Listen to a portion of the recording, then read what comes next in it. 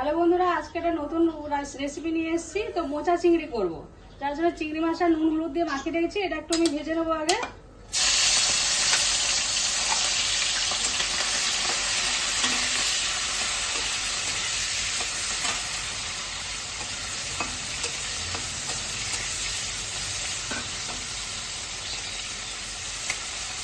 এখানে মোচাটা আমি সেদ্ধ করে রেখেছি, নুন আর হলুদ দিয়ে একটু করে রেখেছি।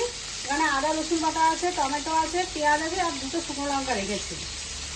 তো চিংড়ি মাছটা আমি বেশি ভাজবো না, তো একটুখানি হয়ে গেছে, লাল লাল হয়ে গেলে আমরা এবার তুলে নিচ্ছি এটা।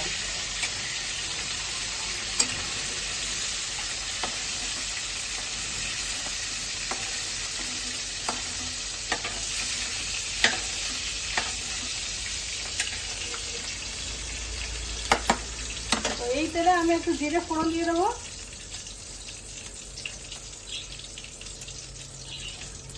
আর এই দুটো শুকনো লঙ্কা দিয়ে দিচ্ছি।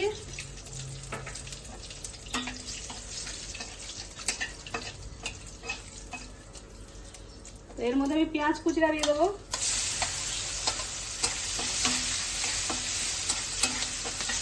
পেঁয়াজ কুচিটা একটু ভাজা ভাজা হয়ে যাক।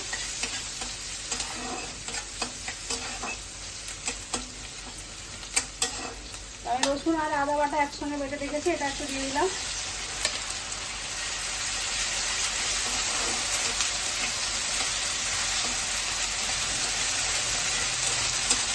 লালটা হয়ে যাওয়ার পর আমি একটু টমেটো কুচিটা আছে ওটা দিয়ে দিচ্ছি। করে এটাকে একটু ভাজা ভাজা করবো, তা একটু নরম হয়ে যাক, তারপরে বাকি মশলাগুলো আমরা দেবো।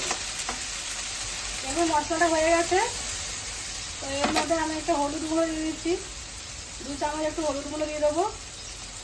আর লঙ্কা গুঁড়ো দিয়ে দেবো, যে যেরকম ঝাল খান সেভাবে দেবে।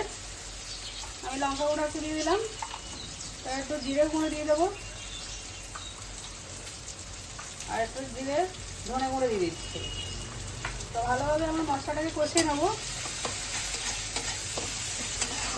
যাতে মশলাটা না পুড়ে যায়। তো তার মধ্যে এর মধ্যে আমি একটু জল দিয়ে দেবো।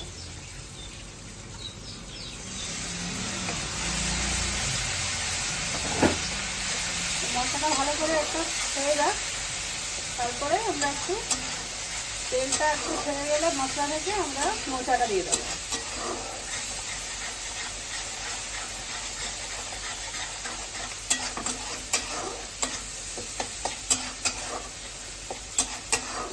এর মধ্যে মশলা দিয়ে দিচ্ছি।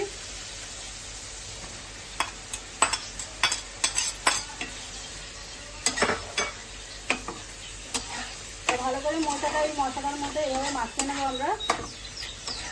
তো এটা ভালো করে একটু হবে, তারপর লাস্টে আমরা চিংড়ি মাছটা দেবো। এখন এটা একটুখানি হোক, মশলাটা এর মধ্যে ভালো করে মিশে যাক, তারপরে আমরা চিংড়ি মাছটা পরে দেবো। হয়ে গেছে মোচাটা আমাদের। তো একটু নুন মিষ্টি রেখেছি, তো আগে তো আমি নুন দিয়ে সেদ্ধ করেছিলাম, তারপরে দেখে আপনারা নুন মিষ্টি দেবেন। তো নুন মিষ্টি আমি একটু দিয়ে দিচ্ছি স্বাদ মতন।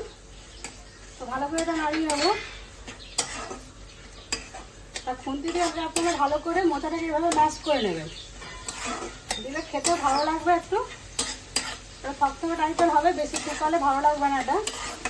তো এর মধ্যে আমি চিংড়ি মাছটা দিয়ে দিচ্ছি এবারে।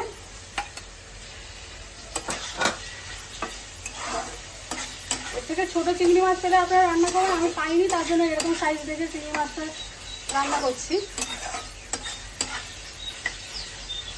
তাহলে তরকারিটা মোটামুটি হয়ে গেছে। তো নামানোর আগে আমি একটু ঘি দেবো। আপনারা চাইলে দিতে পারেন, নাও দিতে পারেন।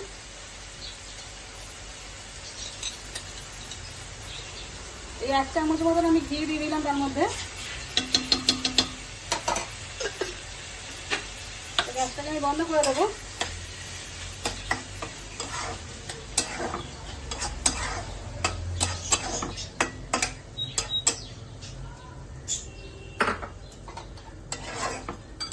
রান্নাটা আমাদের কমপ্লিট হয়ে গেছে, তো আমি দেখাচ্ছি কিরকম দেখতে হয়েছে।